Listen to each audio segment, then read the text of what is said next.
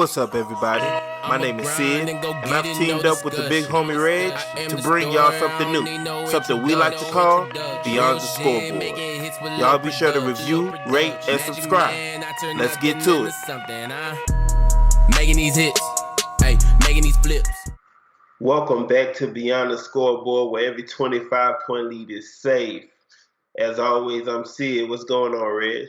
Hey, what it do, Sid? It's been a long time, man. A long time. Life done got in the way a little bit. Hey, them jobs said, come here, let me holler at you. But we finally done got to a point where we can sit down, we can talk. Luckily, we in a spot where the only thing that's really going on is the NBA Finals, so we haven't missed too much that we can't catch back up on. But, man, as always, we're going to start what we always start. We're going to start with the home team. We're going to start with some Saints talk. Last time we talked, it was right after the draft. It was right after Tyrann Mathieu signed his deal.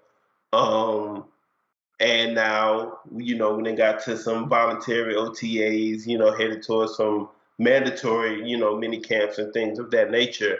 We got Jarvis Landry in the house. We went in and doubled down on adding another receiver after drafting Chris Olave. Brought Jarvis Landry in on a one-year deal, prove-it deal, basically. Go out there and the money is out there to be made if you, perform how we think you can perform. But now we're looking at, man, I'm hearing people out there saying, look, man, this wide receiver group went from last year not even having a true number one to this year we're talking about is there any group of four that's better than what we tried out there this season. So what are your thoughts on the Jarvis Landry signing and what our receiving core has become in general over this offseason? I absolutely love it. You go get fresh blood and Chris Olave, a guy who can kind of stretch the field. Of course, everybody's predicting that Michael Thomas will be his former self. We know he's a between the numbers type of guy. You throw that in with a respectable veteran like Jarvis Landry, although he's not, what he was when he first came in the league with the Dolphins. I still believe he can give us a spark in offense. He's a for sure handed guy. I believe his route running is a little bit underrated. And what we're going to ask for him to do, I don't think it's going to be too much for him. We're not asking him to go out there and just be this unstoppable threat. We're asking him to win his matchups that he'll be likely, favored the matchup against DBs in the slot that he should be able to win. Given the fact that Jameis Winston threw the ball pretty good last year, I know a lot of people, still don't 100% believe in him as a franchise quarterback. But if he was able to go out there and win games and look good prior to being hurt, this receiving core is 10 times better than what he had to work with last year. So, given all the guys that we have, hopefully he starts to feel comfortable with Olave, Landry, and Michael Thomas kind of early. Sky's the limit, I feel, for this team. The only thing that I'm worried about is this is his first year throwing to all of those guys. So most quarterbacks have to get used to throwing to one guy. He's getting used to throwing to all three. Yeah, and that's a concern. But once again, that's why it's so big to see him out there now at these voluntary OTAs and stuff like that and actually being able to throw the football to these guys and start to build a connection. Because you talk about last year, man, we went into week one of the season with Callaway as our number one receiver, hoping that we can get a good bit out of Deontay Hardy and some of us waiting impatiently for Tre'Quan Smith to come back just to see if that could give us anything. And now we're in a situation where Tre'Quan Smith realistically might not make the 53-man roster come August. So this we're looking at a receiving core of, Michael Thomas, Jarvis Landry, Chris Olave, Marquez Callaway, Deontay Hardy. Man, this might be the best core that we've had at wide receiver in a while. Yeah, in a good bit. So man, this is shaping up. And like you said, man, look what Jameis was able to do last year, basically just off a scheme because you don't have Michael Thomas out there, and these other guys aren't quite what you need from a wide receiver. But look what he was able to do through the games that he played. I heard somebody say the other day that he was on pace for 40 touchdowns, low 10 to 15 interceptions, and that's what we need from Jameis. So if he can come back and look like that, like he did last year, the receiving help that he's going to get now is only going to make his production even better. So still, to me, it's all going to come down to, once again, can Jameis Winston continue to take care of the football? Because if he can, then, man, we're looking at easily a top 10 offense going into, this next season. Feel the same. So we touched on Jarvis Landry. Once again, mini camp. It's good to see veterans show up for these voluntary camps, for sure, especially with as many newcomers that we have that's going to be important. Tyrann Mathieu, Jarvis Landry, though. Jameis Winston, even though, he's still rehabbing, but looks to be, like as he says, that he feels like he should be full go come training camp. So everything is looking up for us at this point. There are still some holes, just not big gaping ones like we had coming into this offseason when we were looking at receiver and trying to figure out exactly what our secondary was going to look at. Right now, to you, what is the spot that we can address? What's that biggest issue, or not issue, but what's the number one spot when you're looking at it? You're saying, look, if we address this, that shores up another position and brings us stronger to being, a playoff team next year. A lot of people would say tight end, but I feel like our tight end play was so bad last year that it only has to be better this year. Whether you look at it like Taysom Hill is going to step into a better role at tight end, or the guys who we had last year is just going to be a little bit more healthier and actually try to hold on to some of those balls. So I'm not going to go tight end. I'm going to go linebacker. I was a big fan of Quan Alexander. He filled a big hole and played a big role in our defense. He was a big guy that can get sideline to sideline, and I think his coverage ability was a little underrated. But our front four is still going to find a way to get pressure. We just need those backers that's smart enough to be where they need to be and roam the field. So if we can get our hands on another linebacker that was similar to Quan, or if we can bring Quan back, I'll be safe and I'll feel safe. But until then, I think that outside linebacker position is going to be questionable. So I'll tell you something about that. I was listening to Locked On Saints earlier this week, and he had in, man, her name escapes me right now, but she works for NFL Network. She's real big on analytics. She does all the predictions and stuff like that up there. And she was saying how she did a list of the most underrated player on each team. Of course, not including these superstars and, people who are all pros and stuff like that. But for us, it was Pete Werner. He was the most underrated when you look at his stats and things of that nature. Once again, he wasn't out there in a full-time role last year, so his sample size is a little smaller. But when you look at percentages of run stops and things of that nature, he was pretty high on the list of other rookie linebackers and showed to really attribute it to what our defense was last year. So I think even if we bring back Quan at this point, I think Pete Warner's probably there. Like, I think that's his spot.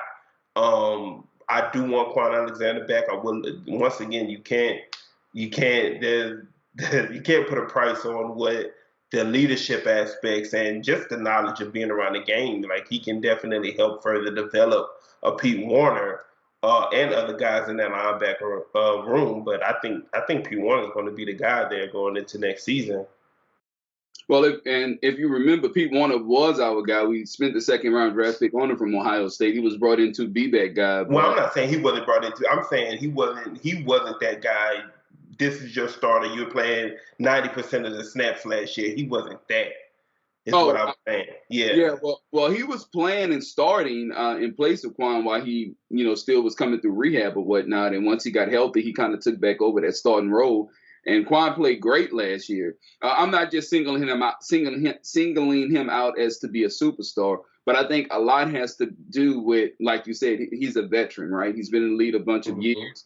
Our front four continue to play great, kept everything in front of them, and you just have to be where you're supposed to be and make the play, and that's what he done. So I'm not saying that Pete Warner can't do it, but I'm more of a for sure guy. I know Quan can do it because he did it last year. Obviously, he's still dealing with some sort of injury. He's still looking to get paid, and that's the issue for me is the injury. Yeah, absolutely. So yeah. Once again, you want him back. Realistically, it can't be much money that he's expecting to get out there for him right now. That's why I kind of expect for him to be back. But I think P. Warner is definitely going to be a guy to keep an eye on for next year to take a big step. I hope so. For me, it's tight end. It's tight end. You know, Adam Troutman had a disappointing season last year, but I blame the disappointment on he was just too hyped going into it. Absolutely. Especially as a player that we initially didn't know much about. Never heard everything about him once we got him was these incredible raves about him and about what he could be. And I think that is why it was so disappointing for him to come out and play the way he did. But at the end of the year, he ended up starting to pick up as well. But between Adam Troutman, Nick Vannett, Taysom Hill, I think Juwan Johnson, and man, I keep once again. I gotta make sure I'm writing down these names when I'm listening to these podcasts and stuff like that. But you have undrafted guys who are going to come out. We got an undrafted guy right now at tight end, 6'6", can fly. I think he's running like a 4.5 or 4.6, something like that. That's really impressive right now. But you get those guys every year. So right now, just looking at the for sure thing of Nick Vannett, Adam Troutman, Taysom Hill, you got to bet on Troutman, in my opinion. You hope you know what Taysom Hill is going to give you. I just don't really see him being able to be out there on the field as your true number one starting tight end. And Nick Vannett, when he played decently. But I think the upside of what Troutman can give you, especially as a receiver, is going to be what you bet on.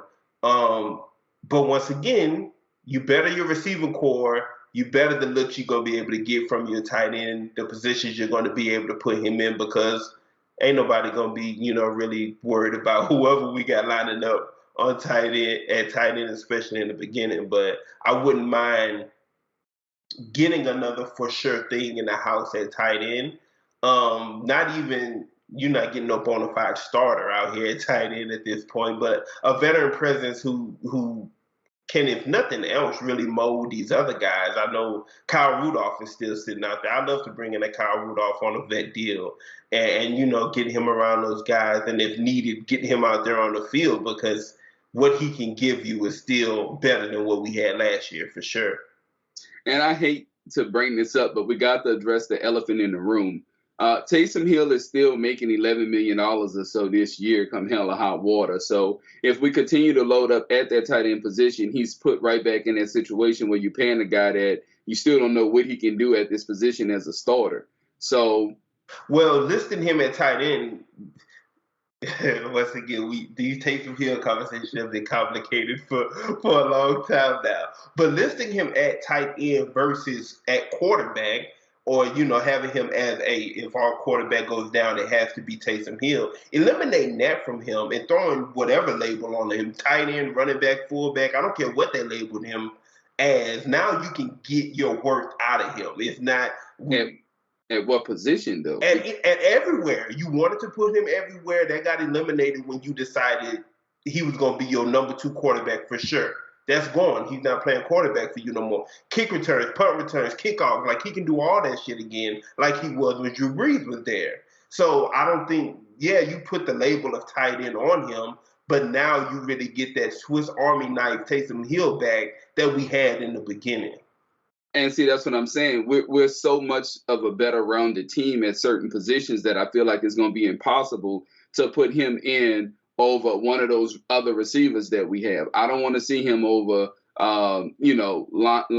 Jarvis Landry or Hardy or any of those guys, because I feel like they're better at that position than what he is. Oh yeah, I don't think you see him at receiver per se. I think the tight end position, I think you still get some packages where he finds himself under quarterback every now and then. Yeah.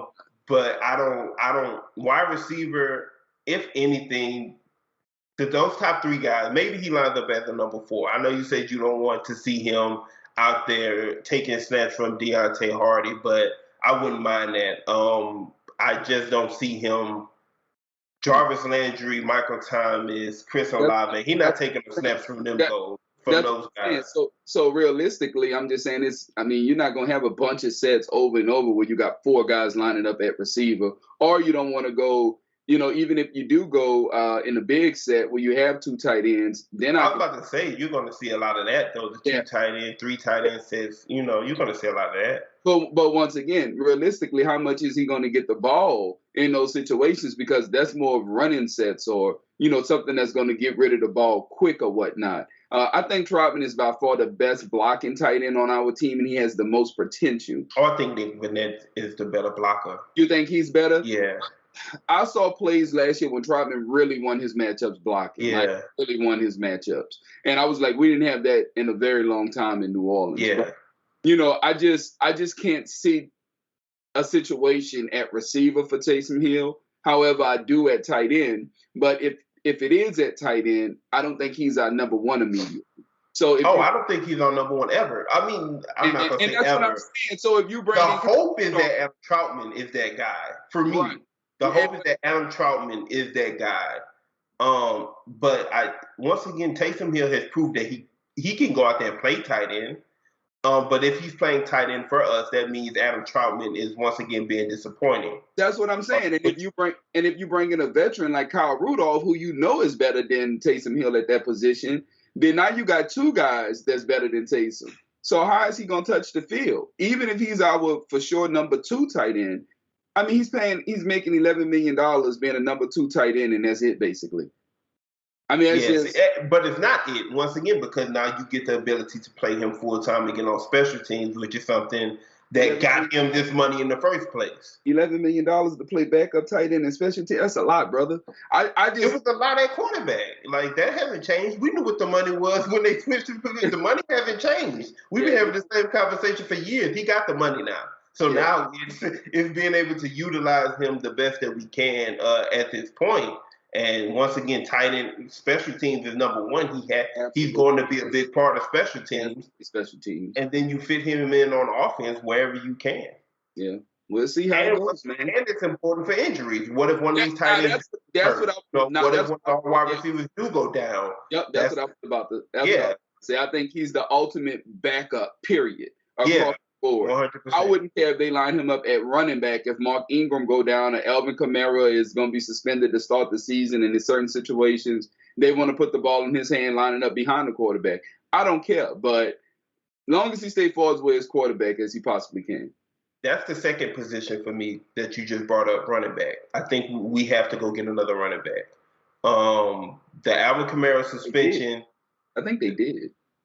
Not one that matters. The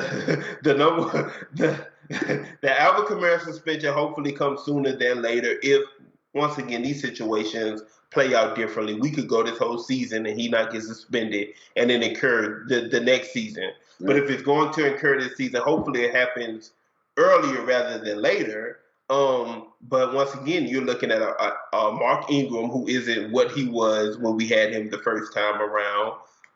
We have guys like what's his name, DeAndre Washington, and I always struggle with the other guy's name, Zigbo or Zebo or whatever his name is. We brought him back, and then you have the guy Abrams out of Baylor who they brought in on an undrafted deal.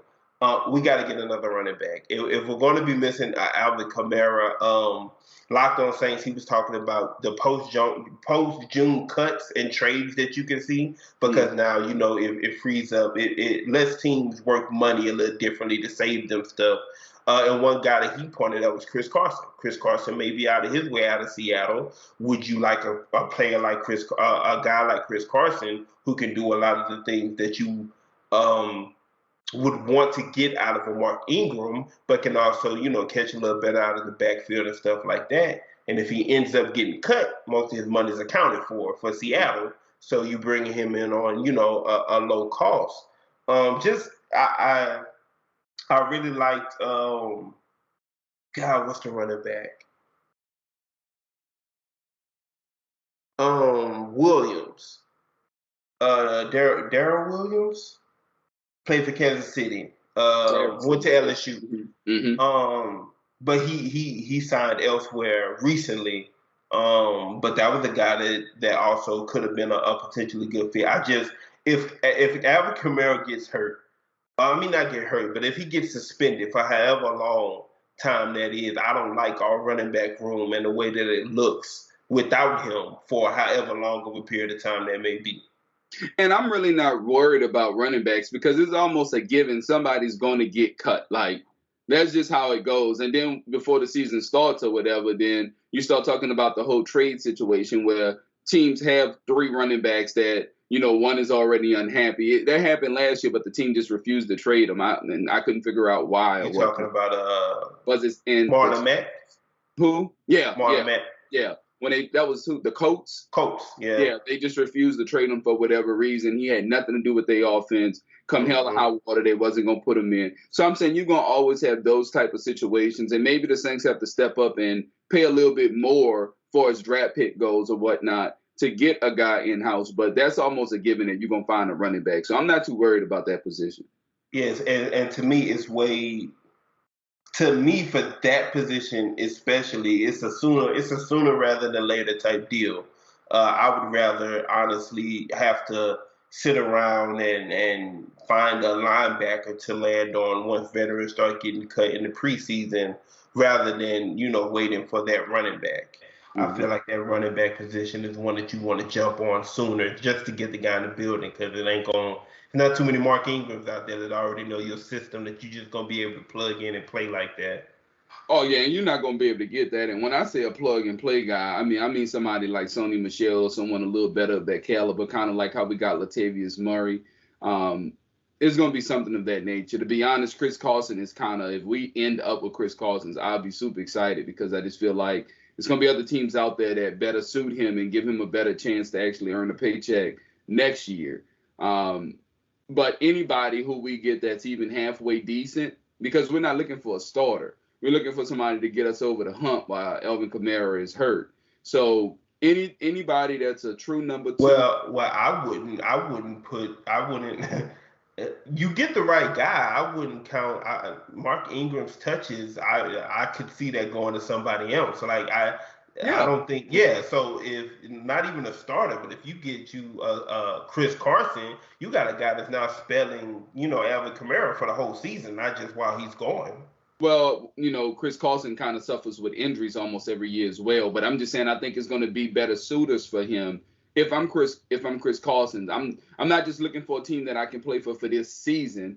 I'm looking at a team. You are if you're Chris Carson, because you assume that most of these guys want to be on winning teams for one and get their money as well. He's gotten his money, especially if he gets cut or if he gets traded. He's been paid, so you're looking to go to a contender.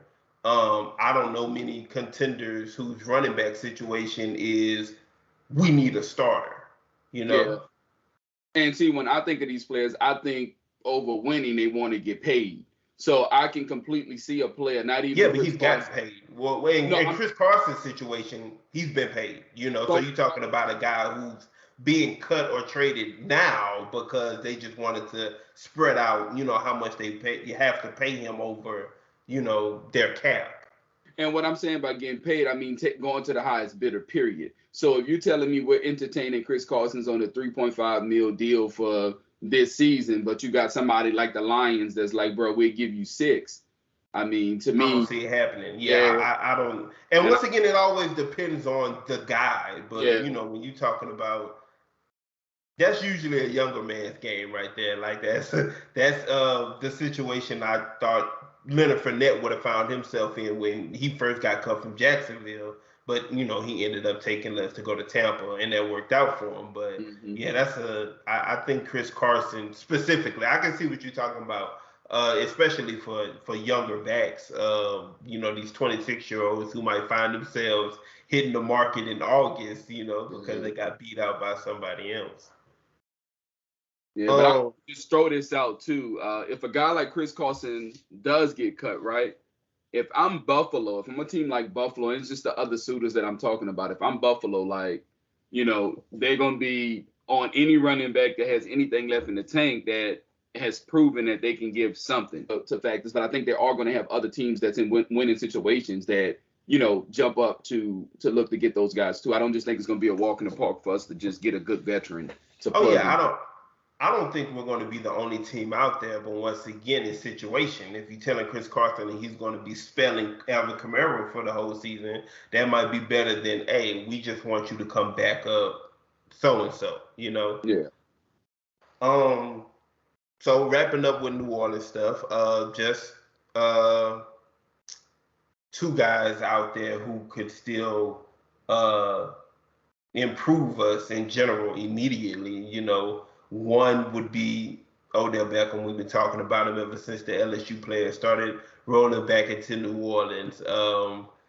Personally, I think that he'll have better situations for him, as in somebody who still wants to get paid, who still wants to be a number one wide receiver.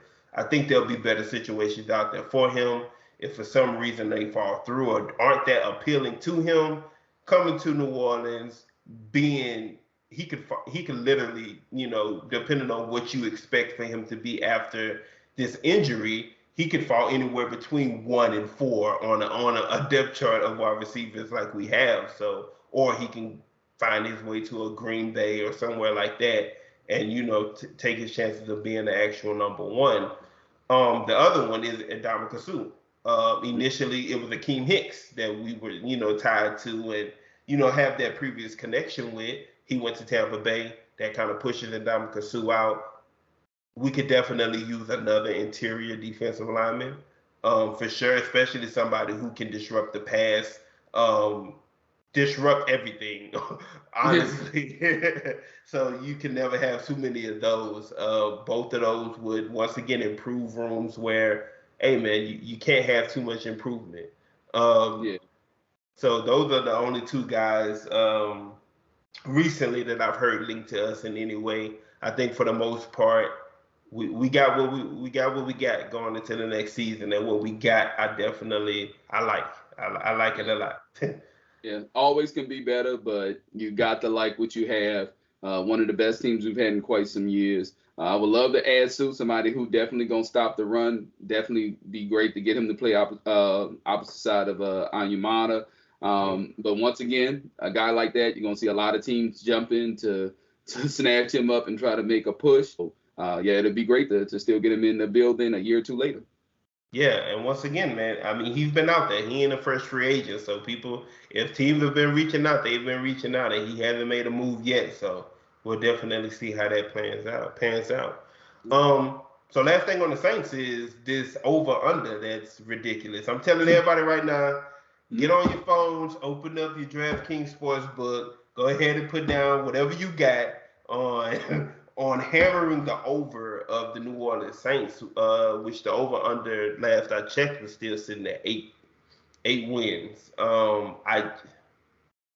This isn't even me being a homer in this situation. I thought that after the draft, I thought, okay, we put ourselves in a position of where we should be in the playoffs next year.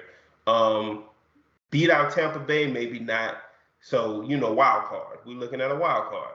Then we added Tyrann Mathieu. Then we added Jarvis Landry. Then Jameis rehab. You know, we started to see exactly what he looked like, you know, and the progress that he's been making. Now I'm sitting here like, we can win the division. So for 8 wins to be the total that we're set at right now, I feel like that's an easy bet to be made on the over on that one. I would honestly be shocked if we drop more than if our record is, if we don't get to 11 wins, I'd be truly shocked. I'll put it at 10. If we don't hit 10 wins, I'm truly shocked. But I actually have us possibly winning the division. Tampa Bay is a great team. I've been, you know, saying this ever since they signed Tom Brady. But we have their number. It is what it is. We have their number. Even though Mike Evans, you know, finally won a matchup against Marshawn Lattimore, you still walk away saying we are a better team, you know, than what they are. They lost a tight end, I believe. They lost O.J. Howard, if I'm not mistaken, or did he resign? Yeah. No, OJ Howard, I think, ended up in Buffalo. In Buffalo, okay. Yeah. So they lost the tight end who they really didn't use but had a bunch of potential. At this point, Gronk is not running past anybody on our team who we're going to put on. We started the year off with doubling him. I don't know if you remember that, but we was doubling Gronk. And then by second quarter, they was like, yeah, let's just put Malcolm Jenkins on him and see what he can do. And he done nothing.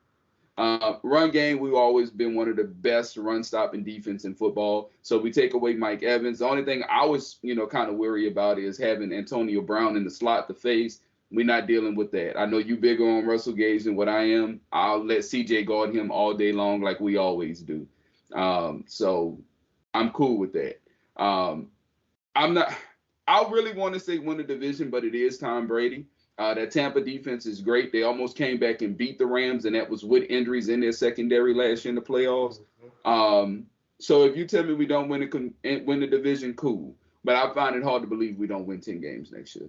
I can tell you right now, at this moment, I'm taking us to win the division. Now, as we still got time, so anything can happen. Tampa Bay can gain somebody, we can lose somebody, anything can happen. Right now, I'm taking us to win the division. I'm not saying we're going to run away with the division. I think Tampa Bay is still a playoff team. They're going to be right there.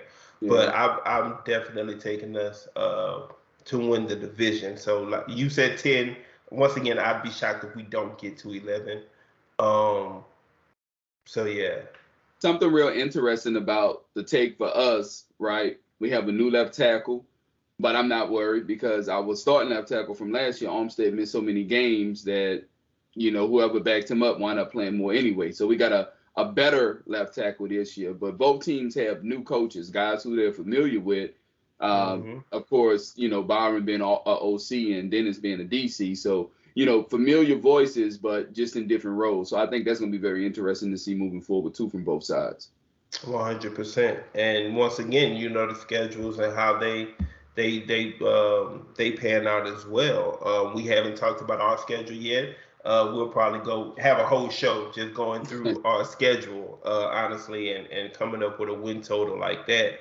But just real quick, what's the game you're most looking forward to on our schedule this year?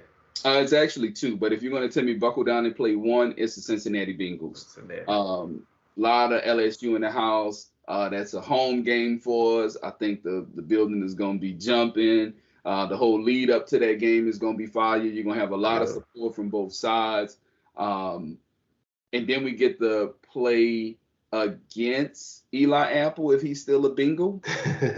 So is he still a Bengal? I don't think they brought him back yet, or they have a certain time to decide something like that. I'm not sure. Yeah. But I think as it stands right now, he's a Bengal. But a lot of people are predicting that they're going to cut him before the season starts. But if he is still a Bengal, he's going to probably get 2 touchdowns on his head that day, just for reckless talking and whatnot. So I'm definitely picking that game. The Raiders, with all the signings they had this offseason, definitely looking forward to us playing against the Raiders as well. So that's my 2 games. But if I had to pick one, I'm going Bengals. The Bengals is definitely up there. That's going to be a huge one just for the city of New Orleans and the state of Louisiana in general. That's going to be it's always high energy in the dome. That's going to break some records in there that day. For me, outside of that one, the Rams bringing in the Super Bowl champions, hosting them at home. That's going to be a huge one. They haven't done anything, in my opinion, to make them not seem like a Super Bowl contender going into next season again, especially after locking up some guys that we're going to talk about here in a minute. But man, being able to get the Super Bowl champs at home, the last time it was there, the game was incredible. So yeah, that's definitely one that I'm looking forward to as well. Cool. Oh, and we got Lamar Jackson this year too. Yep, got Lamar Jackson. I want to say that one's Monday night, if I'm not mistaken. I think that's a Monday night game. Cool. So yeah, it's definitely some games worth seeing on the schedule for us this year. But of course, that means it's a tough schedule. So but once again, we'll do a whole show dedicated to schedule talk coming up soon. So now just looking across the league, looking across what else has been going on. The past 2 days, we've seen 2 huge extensions. both coming, from the same team. One going to Aaron Donald, putting him at $30 million a year with this new extension, and then Cooper Kupp getting paid what he's worth, and locking into being around for the next 5 seasons at least. Um, the Aaron Donald, I never thought Aaron Donald was going to retire. I always thought it was a play for his next contract. It was this is y'all need to meet this because I'll walk away. If they didn't meet it, do I think he would have walked away? Yes, but I don't think his intention was. I'm really considering retiring. Glad to see he gets his money. These guys are steadily changing the money landscape of the NFL. You talk about a wide receiver. We just got a wide receiver making $30 million a year, and then here Aaron Donald comes and says, "Look, I'm more important. Give me my $30 million a year Absolutely. as well." And there's not too many arguments to be made against him being the best player in the NFL. So he definitely got what he deserved. And then Cooper Kupp, man, we seen it. We know, just like Aaron Donald, we see it. We know what the man is. We knew he was underpaid. Super Bowl MVP. He got his money. The Rams have never been scared to pay guys. Nope. They haven't been scared to pay guys. So it's not shocking at all to see them giving out money to those who they trust and who they want there long term. Hopefully it works out for them this time. Last time we saw them give out these big deals to Jared Goff and Todd Gurley, and then had to quickly try to move off of it, but end up eating a good bit of it too. I don't think that'll be an issue with Aaron Donald and Cooper Kupp. What did you think about those deals? Well, they both was interesting because you had Cooper Kupp that came out prematurely and said, "Look, I'm not looking to be the highest paid receiver in football. That's not what I'm here to do. I just want to be paid." Right? So that left a lot of wiggle room for both sides. And then when Aaron Donald start talking about retirement, of course the money comes up. I thought he was more leaning to, like, if the money wasn't there, he would be at home because he's done everything that one can do on the defensive side of the ball. Plus, I just won a Super Bowl. I'm already respected and talked about amongst the greats. Not the guys he's playing with in his era, but guys who played before him. He has reached that level already. So I definitely think he would have been totally fine with walking away from football. 30 million, didn't see that coming though. That's what it took to keep him here, and it's well deserved. He is a wrecking ball. He is the best player in the NFL, and he's been that for the last couple of years. Everything that the Rams do, start and finish with number 99. So well deserved. I love that players are getting money. I love it, bro. I absolutely love it. I love this day and age we're in with football. And once again, you got teams these teams are now being able to bet on, man. This new TV money is coming, so the salary cap is going to balloon. We have the money to pay the players that deserve it and that we really want to keep around. And the quarterback, the $30 million didn't shock me just because a week ago I heard, I think it was Shannon Sharp talking about, look, he wants quarterback money. And even hearing that and thinking about it, I'm like, hey, and he deserves it. So if he goes out there, he gets $30 million. Hey, hats off to him. He deserves that. And like you said, man, Cooper Kupp, that's an unselfish dude. Like, he could have came off of the year he just had and say, look, Devontae got 30, I need 30. He could have easily went out there and done that. But for him to get out there and be able to settle in between the 20 million and 30 million mark, which the 30 million mark is the new, that's the new money. That's the new president. The old president was $22 million. He got right about 25. And that definitely helps them be able to keep an Aaron Donald long term when you got another player that's willing to, sacrifice what he could be earning.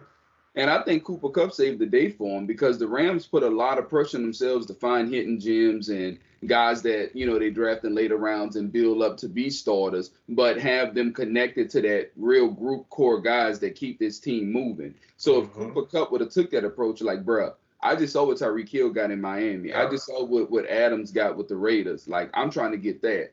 If he would have done that, he would have put them in a real bad situation. And they just signed Allen Robinson who plays the same position, and he got what, 16 mil or so a year. So, I mean, he really could have put them in a bad spot, but from start, he was like, look, I'm not here to break the bank. I'm not here to do, yada, yada, yada. I just want to be paid respectably, and they got it done.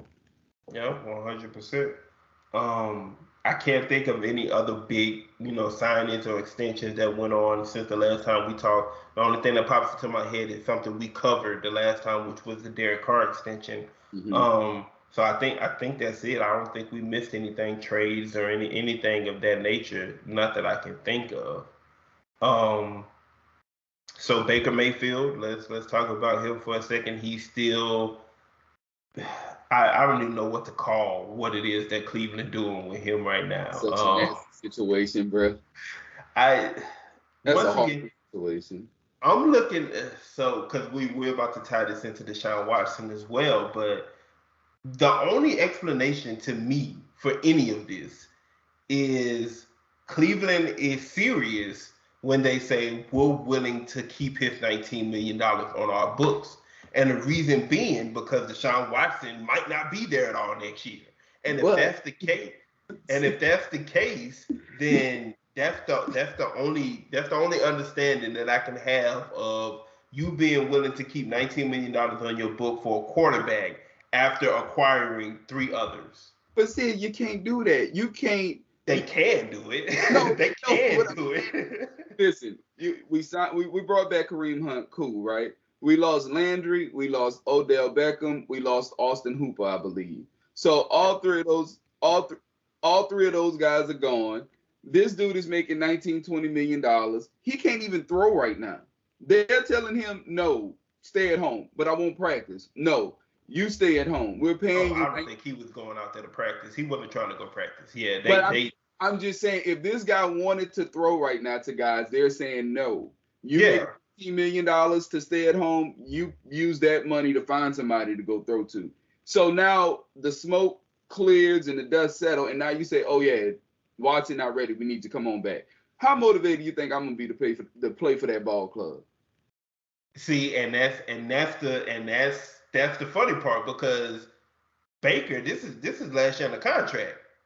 The last thing he wants to do is not play football this year, because then he can't earn another contract in essence. He's going to end up in a situation. If he doesn't play football at all this next year, he puts himself in a situation to where his next contract, he's not seeing $19 million a year. I don't think he sees that regardless. Yeah, we disagree. So what situation can you see this year that you can say if Baker Mayfield does? This year, no. I'm not worried about this year. This year, he's gotten paid. He's going to get paid his $19 million regardless. Right. But this is a contract year. So after this season, he's going into, okay, I'm trying to find my new team. I'm trying to get that long-term contract. So he has to play football this year. And see, for his brand, for him as in, I'm trying to show what I'm worth. I feel like if Baker Mayfield does nothing, if he doesn't throw a ball, he walks into a situation where somebody's comfortable paying him at least $10 million for a show me year. 1 year, you the starter, show me. I think it's going to be possibly 2 or 3 teams that will up the par and say, let's get a multi-year deal. Let's do a 2-year deal where you're making $15 million or so. But it's going to be hard regardless whether he plays quarterback for Cleveland this year. All he's going to do is run the ball like he's been doing. Now he's going to do it with even less weapons. So I'm saying it's going to be a very, and then the circus around Cleveland as a whole. What do you mean less weapons? Well, they just lost Hooper. They just lost. They still got David Njoku. He's finally stepped into their number 1 role where he should have been. Obviously, that's why they were willing to give it to Austin Hooper so quickly.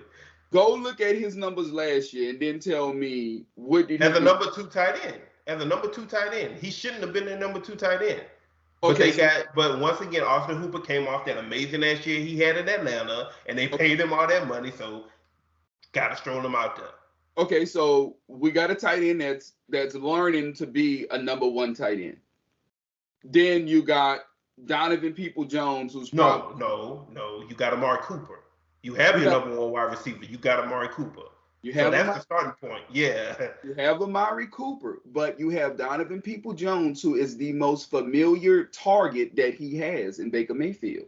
He has never thrown to Amari Cooper.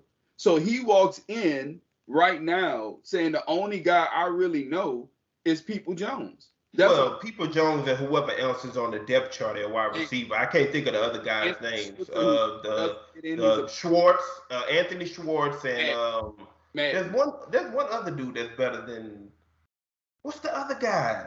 They got Because I Higgins. wanted them in New Orleans last year. Higgins. Yeah, That's who it is. I mean, Higgins. that's not nothing that's gonna make a quarterback jump and say, "Oh yeah, I won't go throw to those guys." I'm just saying that's familiarity. You asked who he was gonna be familiar with. That's so. That's If the I same tell thing he you, had last year. if I tell you Baker Mayfield has a hard, really don't throw and all this miss OTAs, and he walks in the building with Amari Cooper, Peoples-Jones, Anthony Switzer, so whatever his name is, and Rashad Higgins, you saying that's enough where we could be competitive? Yes, hell yeah. Okay, cool. As long as he's healthy now, as long as his shoulder is healed, as long as he's a healthy quarterback now, hell yeah.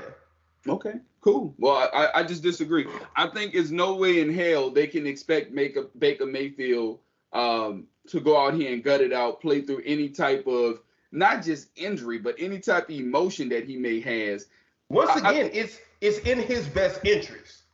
It's in his best interest because for one, you're playing football. So if I put you out there, you either go 100% or you get hurt. So that's the first thing. And then the second thing is, once again, you're playing for a contract, not for us. We don't want you beyond this. But the other 30 teams, 29 teams that's out there, you playing for a contract. Yeah, I can realistically see him taking a 1-year deal next year, 10 million, or like I said, 2 years for 15, whatever the case is. I mean, if he has to, of course, that's the deal. I guarantee you he'd rather play for Cleveland this next year if he's actually going to be playing because Deshaun Watson is suspended. He would rather do that than sit out a year. Yeah, 100%. And it's kind of crazy because you say that, and I get it, but he almost is just as doomed to go out there and force it and play bad. And now you put yourself, to me, in just as the worst situation as not playing in the first place. If he goes out there and plays bad next year, I guarantee he played bad last year. He played horrible last year. Okay, so once again, if he goes out there and plays bad again next year for Cleveland, if it ends up not improving his stock any, I doubt it worsens his stock any. So I think he can go out there and play bad next year and still get that 1 year, $10 million deal, 2 year, $50 million deal that you're talking about. And that's what I'm saying. He's going to get that regardless. So I'm just saying, expecting him to play good this year to me is just kind of. You're talking about a 25-year-old quarterback who once again, this is his time. This is going to be his first opportunity to get a big contract. He's not trying to. Yeah, man. That man knows what he can be worth if he goes out there and performs. So he wants to go out there and perform. Yeah, and I just don't even see a situation where Baker Mayfield can be put in maybe Carolina if everybody stay healthy, but how much better is he than what they already Way had? better. You think he's like. And Seattle, way better. But once again, in Seattle, what he got, if Russell Wilson couldn't do it, what makes you think Baker Mayfield can do it? The only difference once again, it's not a. Once again, what are you looking for? If he lands in Seattle, if he lands in Carolina, he's looking at being in a place for more than just this year. This is now becoming. Once again, I'm auditioning to keep this job. I'm auditioning for my 5-year deal after this. Right. So it's not just about whether, what he makes, exactly how it looks, because we know Seattle is a bad team now. We know Carolina isn't that great of a team. But it's about him being there. Oh, I'm already in the building. I'm already getting familiar with y'all. I'm going out there. I'm going to put out what I put out. Banking on that being enough to actually lock up his 5-year deal or whatever the case may be. I think anything outside of him landing in Carolina, right? And I mean early, because time is ticking. Time is ticking. He can't get traded there 2 weeks before the start of the season, whatever the case is, released, whatever. And then teams, just have to sign him for the minimum. he needs time. And I'm just saying, him not even being present, that's tough, man. You're telling him to stay home. That's tough. It's hard for me to believe that they would really turn to this dude. And I get it. Watson suspended, whatever. Come on back, bro. We paying you ours. But I'm just saying, paying you, and we're gonna pay you regardless. Yeah. And once again, you got. And if it comes to that, so say they come down today. Hell, say they wait. Say they come down week 3 of the preseason and like, all right, Deshaun Watson, he out for the season. We can't let him play. What he's done is ridiculous. We can't let him play football this year. I'm paying Baker Mayfield $18 million regard. Get out there. Absolutely get out there. And once again, it's get out there in a familiar setting, though. Because I get what you're saying. If, look, we're going to give you week 3 of the preseason. Now we're going to cut you.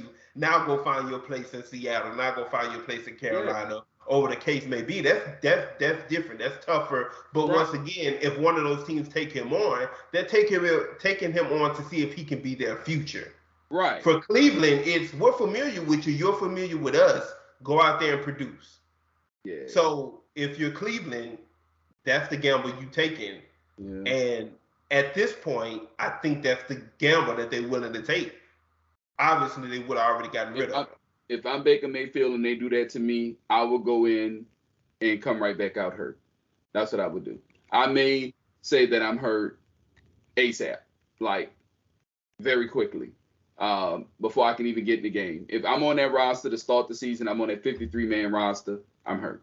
Like, don't play me. Don't throw me out there to the wolves. And once again, who does he benefit from that though? I think so because everybody. No, he doesn't, because every team gonna look at him and be like, nah, bro. Everybody gonna know he's sitting out. I mean, it's hard to justify any team doing, not any team, any employer doing that to an employee. Period. Let alone with wanting me to get back out there and then produce. I get what you're saying, but I think you taking away the whole. This is like a true person and like. Once again, no, I'm not taking away none of that because I'm looking at it as what benefits you. Does sitting home next year benefit Baker Mayfield? No, in no situation does it benefit. It's so funny him. to say that because I'm gonna say, I don't like what I see on the field from Baker Mayfield. So you telling 100%. me? So you tell me sitting at home doesn't help him, and I'm going to say him playing and playing bad doesn't help him. So that's why. But what if he plays good, Reg? But what if he plays bad? What if he plays bad, it doesn't hurt him?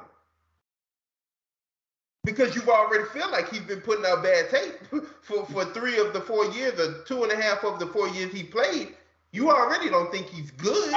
I think if he gets out there with everybody healthy and play bad, then those numbers for his money and teams come down a little bit. I don't think so.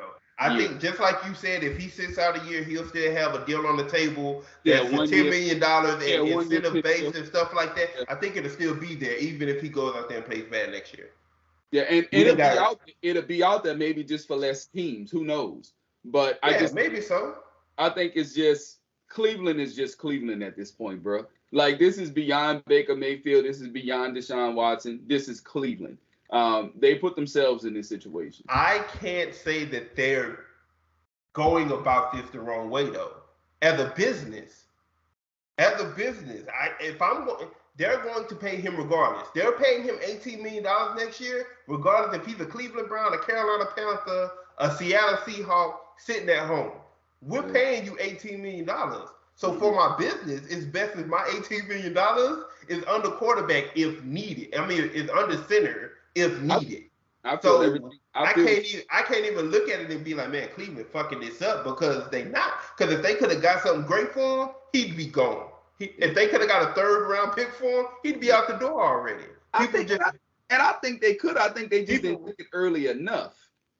I think if they were going to get a 3rd round pick or anything of substantial worth for Baker Mayfield, it would have to have been before the Deshaun Watson thing. And that's what I'm saying. I think that's what it was.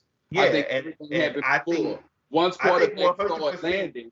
I think 100%, because, I mean, they even came out and said it, but I think 100% they were willing to continue to roll with Baker Mayfield until the Deshaun Watson door opened, and then they were like, oh, we got to go for it. Absolutely. And then they went for it. They gave him. Yeah, of course. Yeah, But of course, it wasn't a 240. situation to where they could have, okay, let's try to get Baker out the building and didn't do this Deshaun Watson thing. You know, it happened so quickly that it was okay. Now we gotta we gotta roll with whatever this Baker Mayfield situation gonna be. Yeah, and I was just telling somebody at work that, like, we like, well, everybody need a quarterback. Well, no, people found their quarterbacks. Houston is comfortable going with Davis again. Yep. And then you say, well, most teams need a backup, and he's the best backup. No, I want Jimmy Garoppolo over Baker Mayfield. If you Really? Yes, if you're telling me they both are free and I can sign them both for about the same amount, I'm willing to roll with Jimmy, who's been more successful. We know Jimmy is not a first tier quarterback, but by all means, he's not trash. Yeah. No, I don't think Jimmy Garoppolo is trash. I just don't see a big separation between Jimmy Garoppolo and Baker Mayfield. I don't. The only thing that's different to me is their situations. Jimmy could make the throws. We saw him make the throws with two teams. Now, his situation has been way better than Baker Mayfield. 100%. For his talent around him, coaching around him, 100%. all that good stuff. But we've seen Jimmy make the throws when he had to. Not saying he did it clean, not saying he didn't turn the ball over. I'm just saying we've seen him win meaningful playoff games and make throws when he had to. The only thing about Baker Mayfield is, although he's had different head coaches since he's been in the league, different OCs, all this good stuff, when it's time for him to make a throw, we really haven't seen it. He went on a stretch the year before last for about 5 games, including the playoffs. 6 games, yeah. Yeah, that includes the playoffs. Well, we were like, now this is what a first-round pick looks like. This was the first overall selection should look like. But then you come right back in the building, everybody's fully healthy, it's time to go, and then it's kind of like you just sink and play back down. Except him. Everybody's healthy and ready to go except for him. He wasn't healthy, and he went out there anyway, and that's on him. Like if you hurt, and you go out there and you play, that's on you. But once again, he was hurt, so I can't. And that's what we have to judge him by. That's how sports go. No, I judge him by his average. So he had 2 good years, he had 2 bad years. I judge him by what the average of that was. Once again, you pointed out the stretch of before the year before last, where he had that 7-game stretch.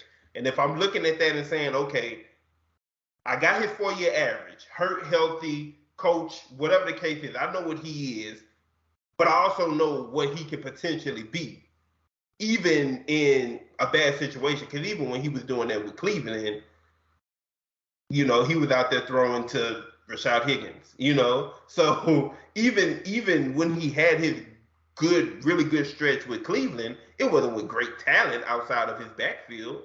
Well, that year that they did that defense finished, I want to say top 5 to 7. I'm talking about what he did. Well, that's what I'm saying. You looked at him and you saw him throwing the football and making reads, and you like, that's what it's supposed to look like. Like, I don't even care about, the running game or the defense or anything like that. And that's what I'm saying. The system in Cleveland was good. I'm saying they had a foundation.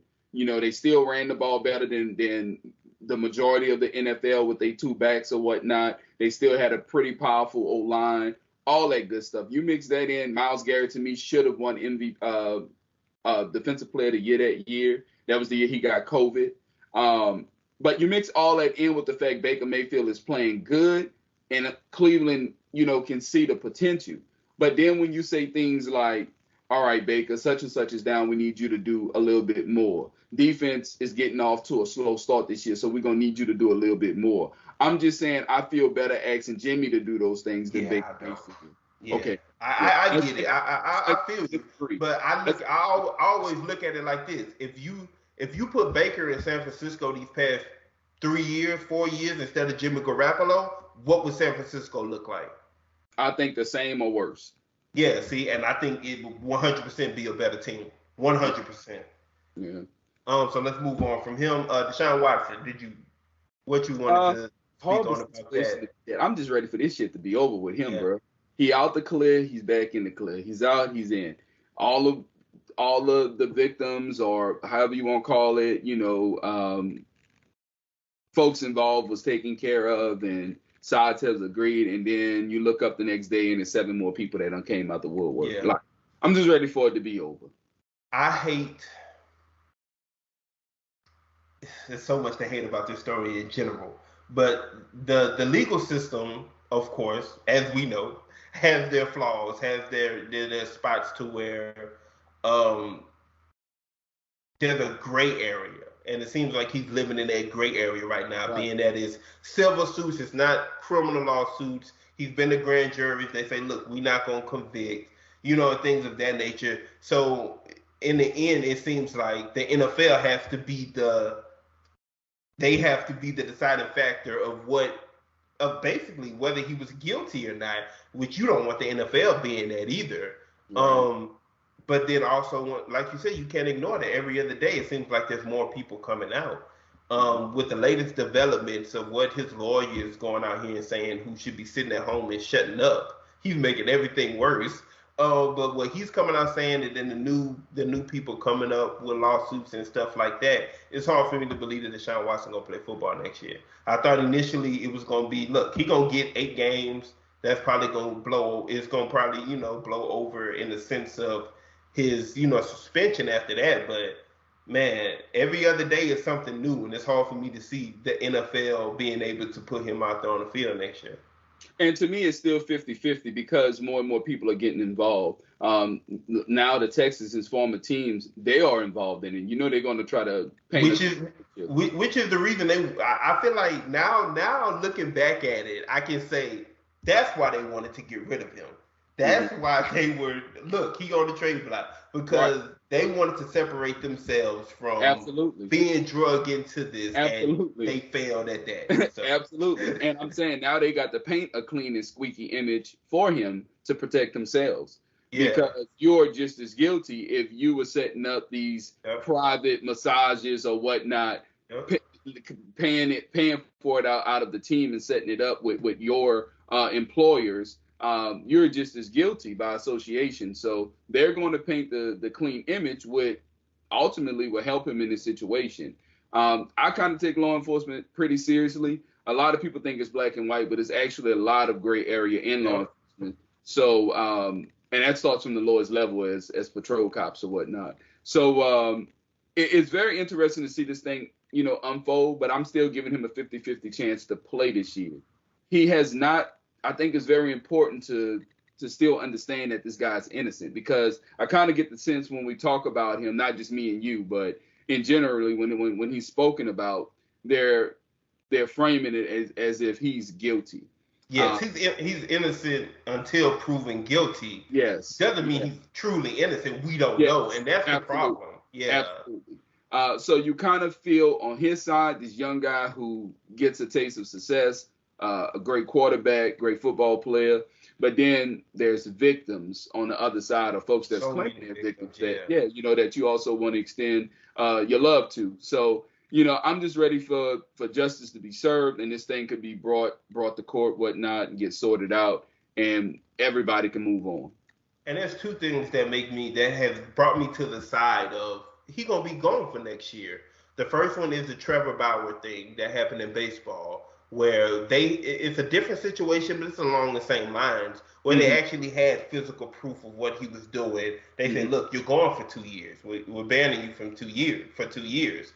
And then we also have now, because of what they did with Calvin Ridley, and saying you bet $1,500 on football while you were hurt, you gone for a year.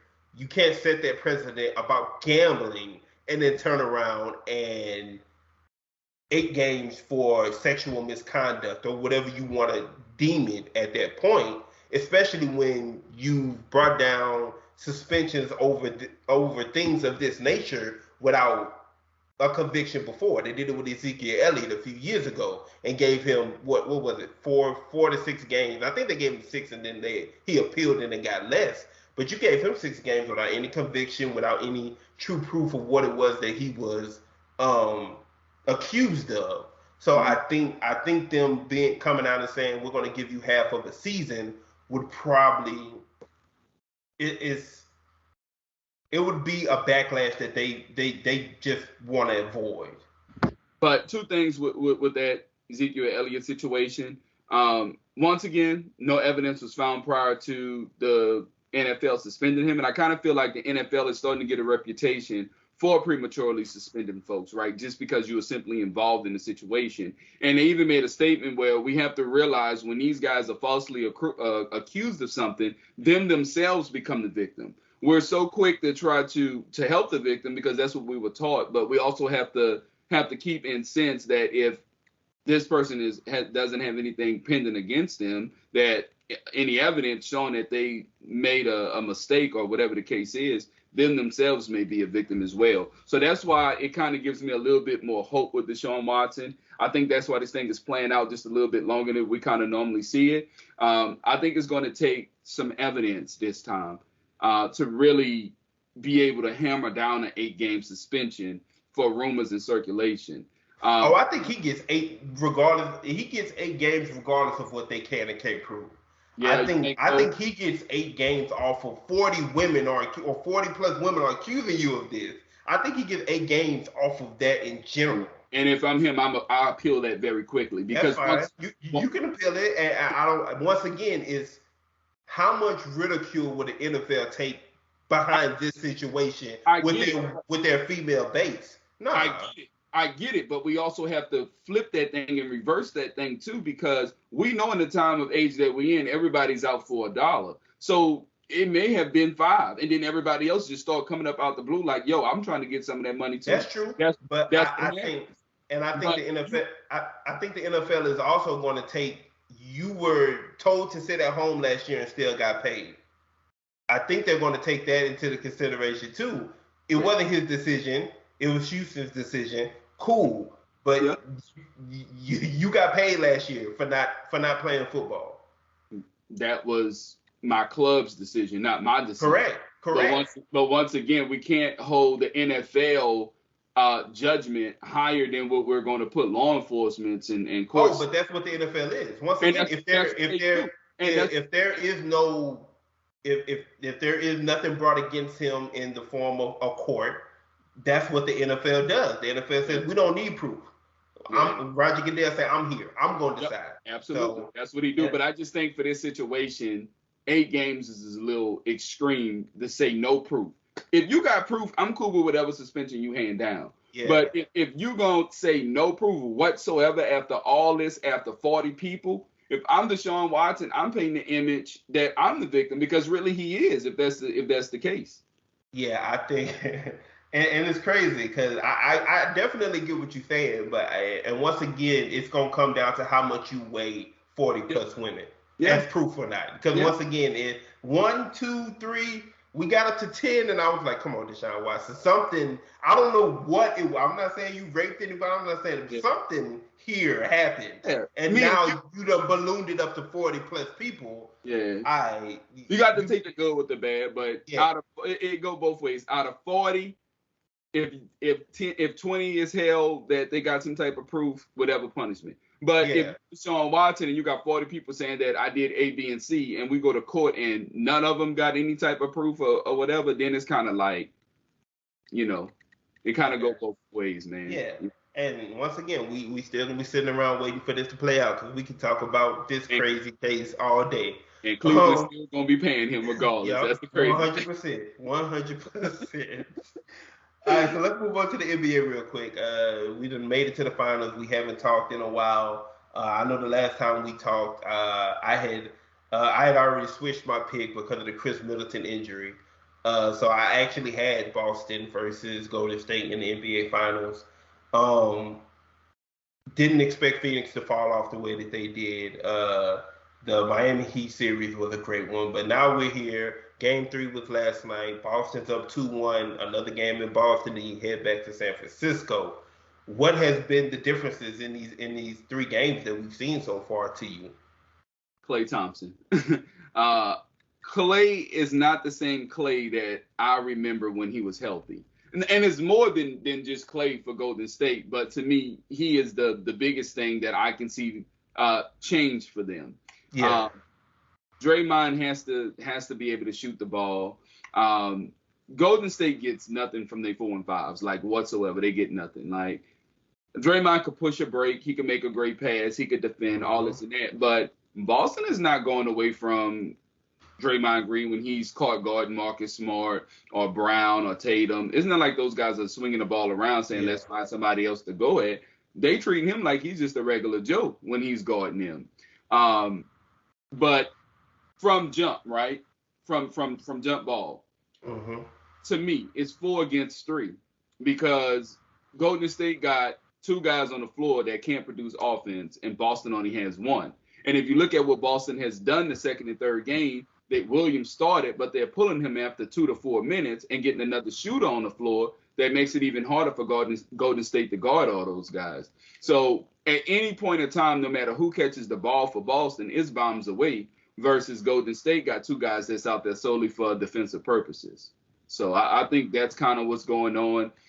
Plus Clay, we haven't seen Clay have one of those performances where him and Steph are both shooting the peel off the ball. Clay finishes with 40 and Curry's right there with 30 to 40 as well. Unless that can happen, it's going to take a collective effort for Golden State to turn this thing around. We're talking about if Clay's just going to be so-so, then that means Draymond is going to have to step it up on offense. He hasn't hit a jump shot this series.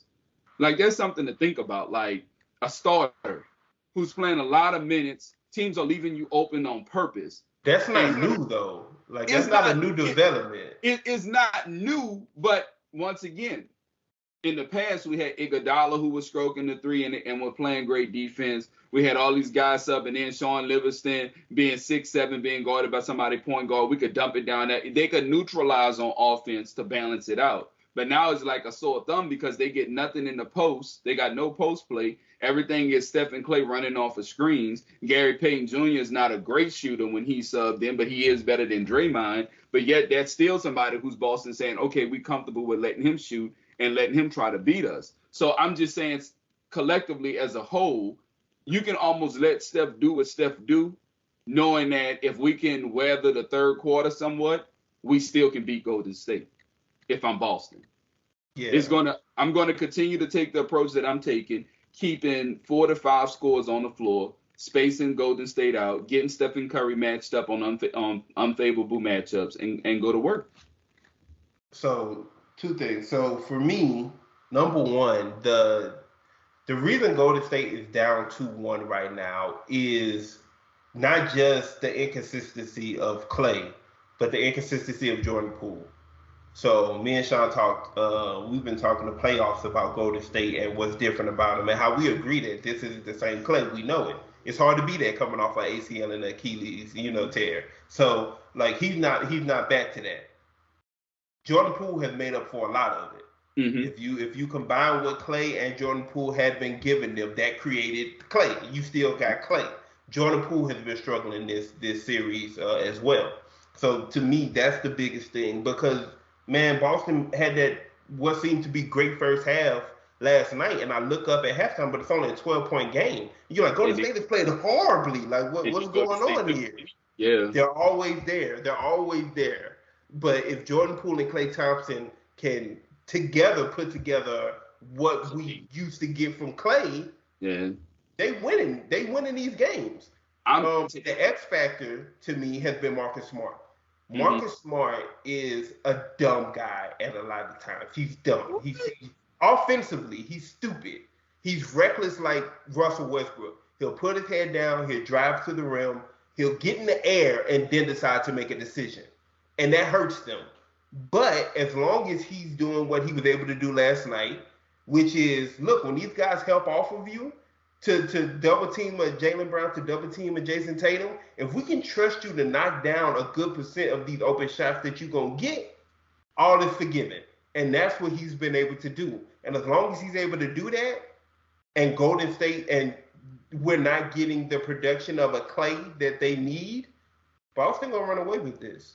Yeah. And see, I think even if Jordan Poole and Clay combined for old Clay, I think you still... They would have won last night. Easily. Yeah, no doubt, but I think it's going to take. We still going to have Draymond Green defending the way that Draymond Green used to defend. I don't think so. I just think that the fact that Robert Williams, Grant Williams, those guys for a lot of the time they're on the court. So as long as Draymond is heading up one of those guys, I think at this point, and this isn't the Draymond we saw from years ago. At this point, to me, Draymond is more important on offense than what he is on defense. He's more important on initiating their offense in those high pick and rolls and things of that nature, getting the wide open shots for Steph and Clay. I think he's more important in that sense than he is on defense, and the fact that you can put him on a Robert Williams, on a Grant Williams, actually helps in this series. Yeah, but the only difference is, so absolutely, like there's one-on-one basketball that you just said, like can't argue nothing about it. The only difference is Draymond was starting the break, making the right pass on offense, right? High pick and roll, all that. But then on defense, he was never a liability no matter who he guarded. We used to look up and look at numbers and be like, oh, LeBron is 7 for 33 when guarded by Draymond Green. Such and such is 8 for 30 when guarded by Draymond Green. So he's not hitting shots offensively, right? But he's still setting up the offense. But on defense, he's an A+ across the board. But now he's getting out-rebounded by the other team's 4 and 5s. Other teams are playing guys that can run up the court just as quick as he can. And then what I'm saying is, as basketball goes, when Boston gets Williams put in the pick and roll too much, they pull him off the floor. His knee is already bothering him, right? And he's not good on the perimeter. They're able to sub him out and get another guy in who can move a little bit better than him. And also in return on offense, they're giving you much more than what Williams was giving. But what I'm saying is, if Draymond cannot hit a jump shot, plus his defense is taking a plunge, I'm just saying, to me, overall, that makes everything harder for Steph, Clay, Poole, everybody. I agree. Yeah, I agree, but I don't think that's the reason they're losing these games. Because once again, we look up yesterday, and Draymond had probably the worst game of his playoff career yesterday. Bad, and once again, we look up and they're down 12 at halftime, and they're taking the lead in the third. Yeah. If Clay, if Jordan Poole, if those guys continue to be able to hit shots down the stretch, they win. Yeah, but once again, it comes down to me, it comes down to Clay and Jordan Poole. Because Andrew Wiggins, man, he was killing them in transition last night. No, he's not a huge part of their half-court offense, but he was killing them in transition last night. He was giving them what he could. Yeah. So I think that, to me, that's the biggest thing, the production of Clay and Jordan Poole. You can afford for one of those guys to be off and probably still get a game, but both of them being off, you can't. And even if both of them play good, Boston can score just as good as Golden State. So to me, even if they're hitting, that doesn't just for surely gives Golden State a win. Defense is going to have to be brought somewhere. I disagree because once again, we're talking about 3s versus 2s, Reg. Jason Tatum and Jaylen Brown are two of the best contested shot makers, complicated shot makers in the game right now. It's not like they just killing them from 3. They're getting to where they want to get. They're getting to their spots mid-range, and they're able to make these difficult shots. Well, not only that, but in half court, in Boston is better to me. Well, I won't say better, but they're more fluent right now in half court offenses as well. But if you tell me that these two guys are going to hit shots when being guarded by people because all they're doing is raising up over them, especially Tatum, you mix that in with the fact that Golden State is being out-rebounded. Boston is getting so many points off of second chance shots and offensive rebounds. There's just a lot to deal with as a whole. And I'm just saying, to stop the bleeding, I want to turn to my defensive dog, the guy who been rebounding, blocking shots, diving on the ground his whole career. I'm saying, if I'm looking for a spark defensively, it has to come from him. We don't expect defense from nobody else at this point on Golden State's team, including Klay Thompson. I don't expect immaculate defense from them in general. I expect good solid team defense, which is what they're playing. Once again, Jaylen Brown and Jason Tatum are just they're too good, basically. It has to be on the offensive end for Golden State, because you look at game 2 and how they bust that open, and then once they're out there, they're out there.